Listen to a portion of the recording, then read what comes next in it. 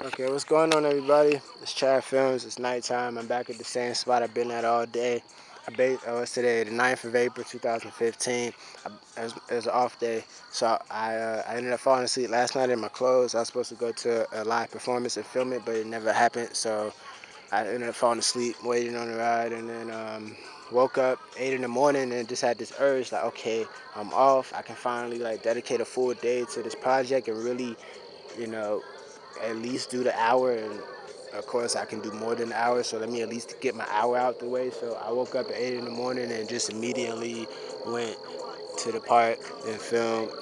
I'm not even sure how long. I just know I came to the park 3 different times. This is the third time today, so when I go home and put all the footage on the computer and on my external hard drive, then I'll see exactly how much footage I generated for today. I know I got the hour done.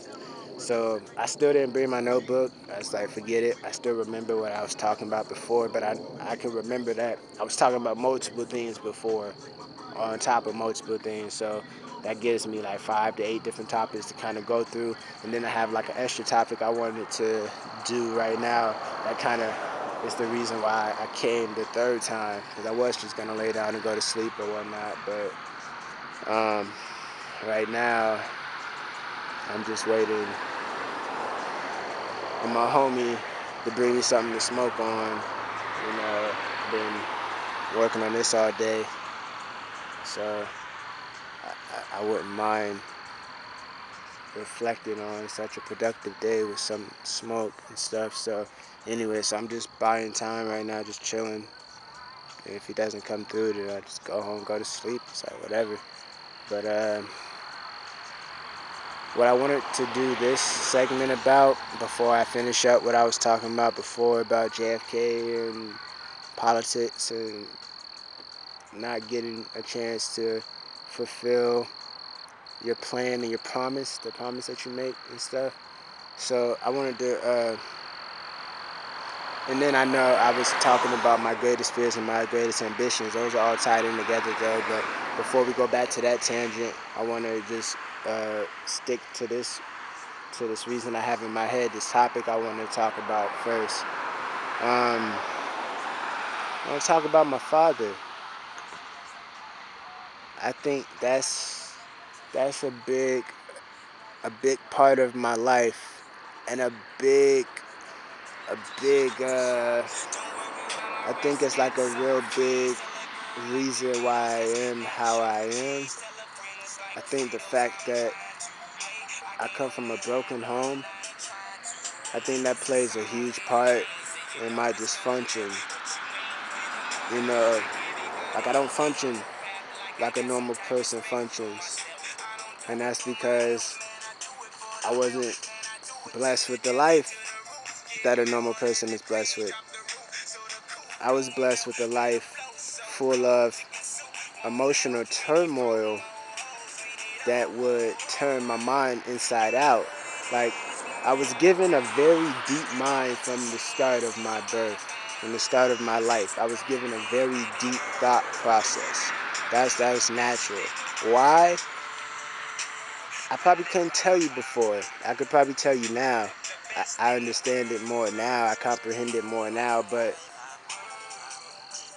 nobody really understands why I think so deeply, and that goes back to me being 7. When I talk to my aunties and my cousins and my uncles, they would tell me stories about how I was as a kid, or how like I always watched the end of the movie credits. That's how I always knew the actors in a movie. I just stayed around and watched the credits. I love watching movies. I love reading. My mom used to buy me books for Christmas. She used to trick me into believing that the books had more value than toys and electronics by the emphasis that she placed on them. When she would show me the toys, she would not be excited to show me the toy or the cars or the movie. But when she showed me a book, she'd be like, "Ooh, Chad, look, a book." Like, she totally warped my brain into thinking reading was cool, and that's awesome. That's what it takes, because TV warps your brain into thinking evil is cool. So, so anyway,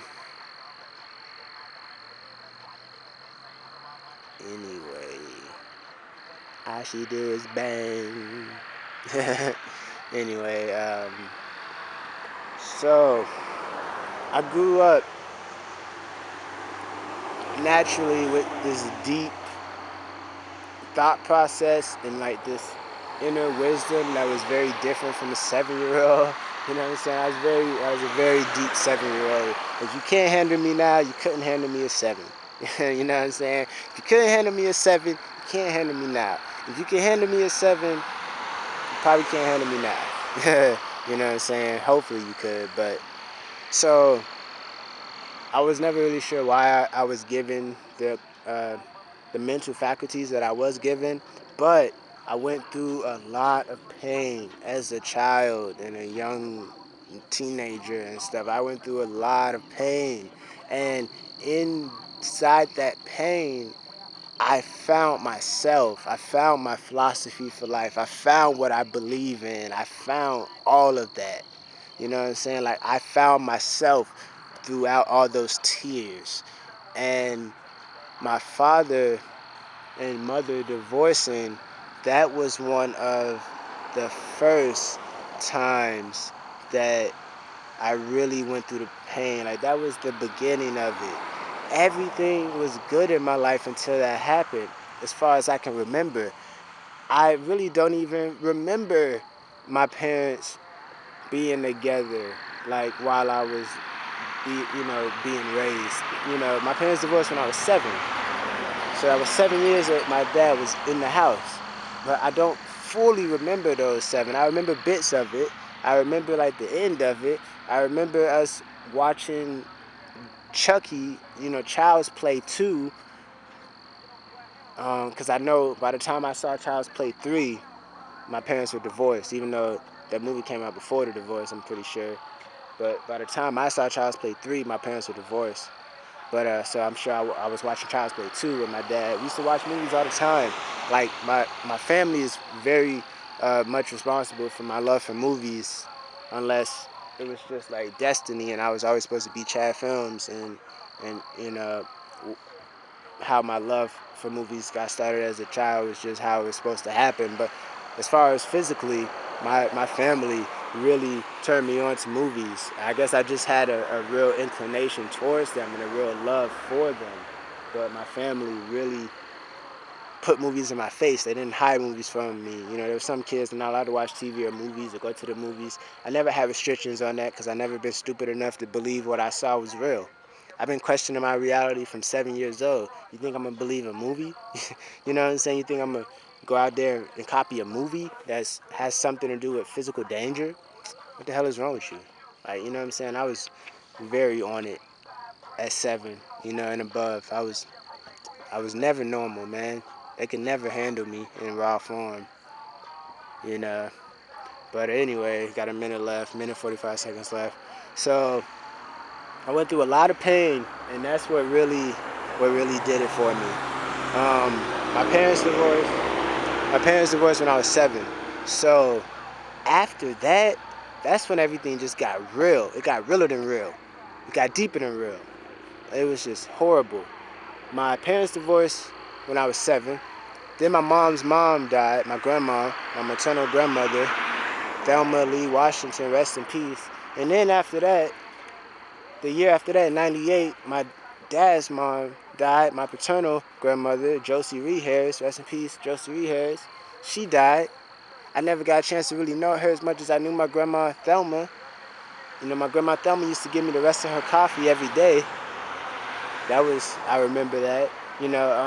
One day my mom dropped my brother Justin and myself off at my grandparents' house, and my grandma was still alive, and she had cooked some catfish and grits, and she made me a plate, and I started eating really fast. And before my mom drove off, my brother Justin had to run outside like, Mommy, Chad's choking. So they had to rush me to the hospital. My granddad's in the back seat stuffing cornbread down my throat, trying to make the bone go down. And then when I get out the hospital and I go home, my brother start like squeezing my stomach from the back, trying to choke the bone back up into my throat, being an a-hole.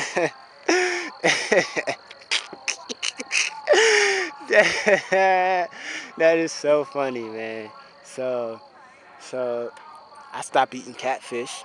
I ate it like once since, really. It was like 5 years ago. Then I realized why I